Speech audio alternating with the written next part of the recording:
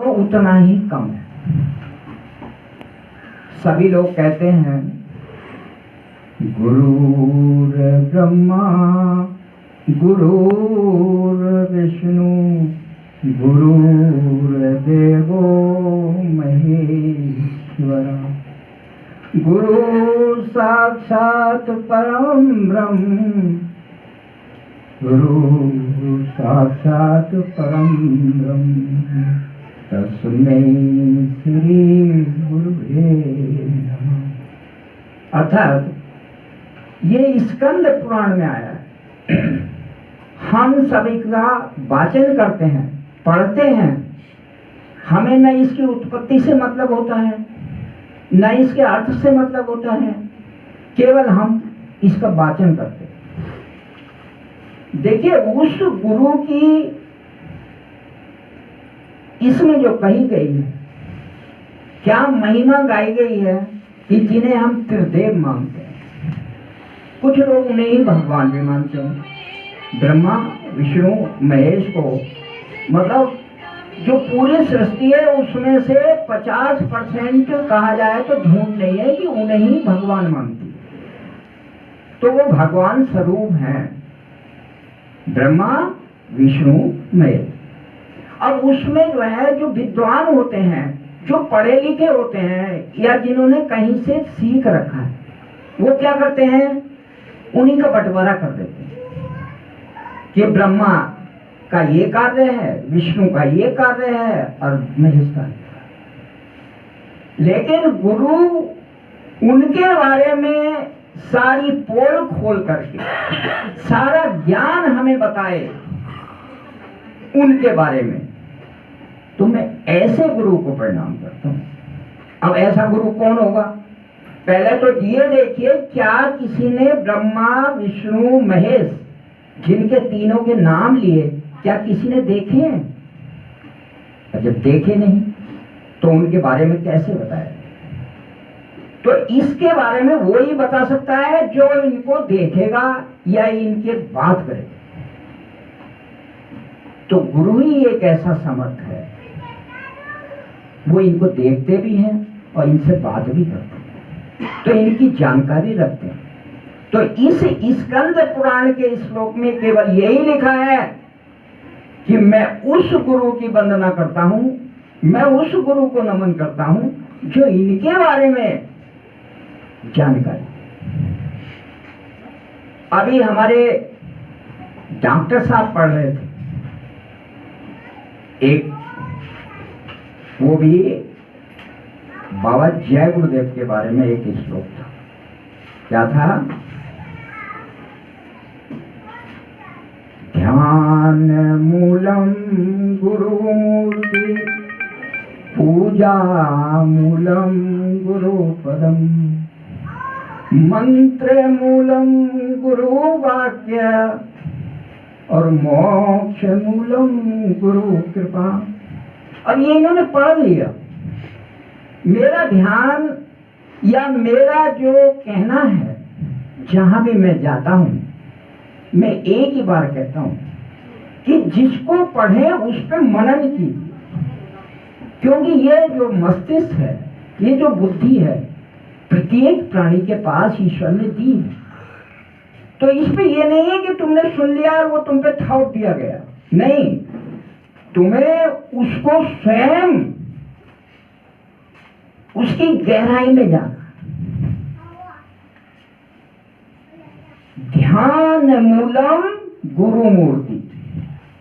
अब कहेंगे मूर्ति तो ये है, और बहुत सारे जो गुरु मत हैं वो कहते हैं मूर्ति पूजन बिल्कुल नहीं करना, तो ये भी तो मूर्ति है। ये नहीं है इसका मतलब, बस समझने की बात। जो हमने मूर्ति लगाई है गुरु प्रतिष्ठा की कि ये हमारे गुरुजी हैं, जब उन्हें देखो तो तुम्हें गुरुजी साक्षात दिखाई दे, वो है ध्यान मूलम। अर्थात ध्यान माने होता है देखना। तो मैं मूर्ति ना देखूं, मूर्ति के ही रूप में मैं अपने गुरुजी का ध्यान करूं। दूसरा लिखा है पूजा मूलम गुरु पदम। और यदि मुझे किसी प्रकार की पूजा करनी है अपने पूरे इस पंच भौतिक शरीर से, अपने घर में, अपने रिश्तेदारों में, अपने क्षेत्र में, तो मैं किसकी पूजा करूं? इन चरणों की पूजा करूं। अर्थात जब भी मेरा ध्यान आए पूजा के लिए, हे गुरु, मैं आपके चरण कमलों में अपना सिर नवाता हूं। क्यों? कि मुझे विचलित मत होने दे। हमारा एक लक्ष्य होता है, मनुष्य योनि का एक लक्ष्य होता है, हम उस लक्ष्य से भटक जाते हैं। अब उसको लाने के लिए कौन चाहिए? भाई एक गन्ना छीलने वाला मनुष्य आपसे क्या कहेगा? भाई आओ गन्ना खा लो, बैठ जाओ, पानी पी लो, चाय पी लो, यही तो कहेगा। लेकिन जब हमें अपने लक्ष्य की प्राप्ति करनी है, तब हमें गुरु ढूंढना। और गुरु कौन बताएगा? कि गुरु वो बताएंगे कि इस तरह से तुम्हें तुम्हारे लक्ष्य की प्राप्ति। तो हमें जब भी पूजा करनी हो, फिर थोड़ा आगे बताएंगे कि पूजा कैसे होनी चाहिए। तो हमें अपने गुरु, जो भी लोग अपने इष्ट को मानते हो, वो उस इष्ट के चरणों में ही पूजा करें। अब लिखा उन्होंने, पूजा तो हो गई, इसके बाद कह रहे हैं वो ध्यान मूलम गुरु मूर्ति पूजा मूलम गुरु पदम मंत्र मूलम गुरु वाक्यम। और जो मंत्र है ना, हम कहते हैं नाम, कोई कुछ और कहता है कि बाबा जी ने मुझे मंत्र दे रखा। वो मंत्र क्या है? कि गुरु जी ने ये कह दिया, इशारा करा ना कि ऐसे। वहीं जब तक गुरु जी का दूसरा आदेश ना हो, वहीं खड़े रहे। वो है गुरु वाक्यम, अर्थात गुरु जी के इशारे पर जीवन का कुर्बान कर देना। और मोक्ष मूलम गुरु कृपा, जिस मोक्ष की उद्देश्य के साथ ईश्वर ने आपको ये मनुष्य योनि दी है, उसका लक्ष्य और नहीं है। उसका लक्ष्य है आपको इस जगह से, इस मृत्यु लोक से, उस मृत्यु लोक से बाहर निकाल करके उस लोक में ले जाना जहां से आपकी जीवात्मा आई है। तो ये कब होगा? जब गुरु जी की कृपा होगी। गुरु जी की कृपा कब होगी? जब उनके वाक्य को मानेंगे। उनके वाक्य को कब मानेंगे? जब उनके चरणों में जाएंगे। चरणों में जाएंगे नहीं तो कौन सुनेगा? इसलिए आप यदि गुरु मत में हैं तो इस तरह का ध्यान करें। अब देखिए, सबसे पहले कह रहे हैं मनुष्य योनि। मनुष्य योनि में बहुत सारे कार्य करने हैं। और कुछ लोग कह रहे हैं कि हम आए दूसरे काम से हैं, इन कामों से आए नहीं। कर ले निज काम जवानी में, इस 2 दिन की जिंदगानी में, क्या ढूंढे पत्थर पानी में, नादान जवानी जाती है, फिर लौट कभी नहीं आती है। क्या कह दिया कि अरे मनुष्य, जिसे इतना बड़ा टॉप ऑफ द क्रिएशन, ये जो मनुष्य योनि है, ये 84 लाख योनियों में सबसे ऊपर की योनि समझ, सबसे टॉप। और फिर भी हम क्या कर रहे हैं? खा रहे हैं। कोई डॉक्टर कहने लगा, what is difference human and animal? माने एक बहुत ही एकांत में बैठ के आप भी निश्चय करें, वो डॉक्टर जो कह रहा है कि इस मनुष्य योनि में और दूसरी जो योनियां हैं जो हमारे इर्द गिर्द हैं, उनमें अंतर क्या है? हम भी खाते हैं और सोच के लिए जाते हैं, और वो भी खाते हैं और वो भी सोच करते हैं। मतलब वो ये कहना चाह रहे हैं कि आप बताइए कि आप श्रेष्ठ हैं, 84 लाख योनियों में श्रेष्ठ हैं, तो आपके ऊपर कौन सा सेरा बंधा है? आप किस लिए श्रेष्ठ हैं? और आप अगर इसकी खोज नहीं कर रहे तो आपका जीवन व्यर्थ है। क्या है भाई? ये देखिए, आप भी पढ़े लिखे हैं, आपने भी कई बार मंचों से सुना है, बड़े भाग मानुष तन पावा, सुर दुर्लभ सब ग्रंथन गावा। भाई मैं तो नहीं कह रहा, वो कह रहे हैं कि ये मनुष्य बड़े भाग से मिलता है, बिरलों को मिलता है, सबको नहीं मिलता। सब तो 84 लाख योनियों में भटक रहे हैं, बिरले को मिला है तो क्या ऐसे ही मिल गया? अरे आप भी छोटा सा कोई काम करते हैं ना, उसके पीछे आपका सांसारिक एक क्या होता है, उद्देश्य होता है कि मैं ये काम करूंगा तो मुझे ऐसा हो जाएगा। और ईश्वर ने आपको इतनी बड़ी योनि दे दी, उसका कोई उद्देश्य नहीं है। उसका एक उद्देश्य था कि मेरी जो जीवात्माएं इस मृत्यु लोक में भटक रही हैं, उनको मैं वापस लाऊं।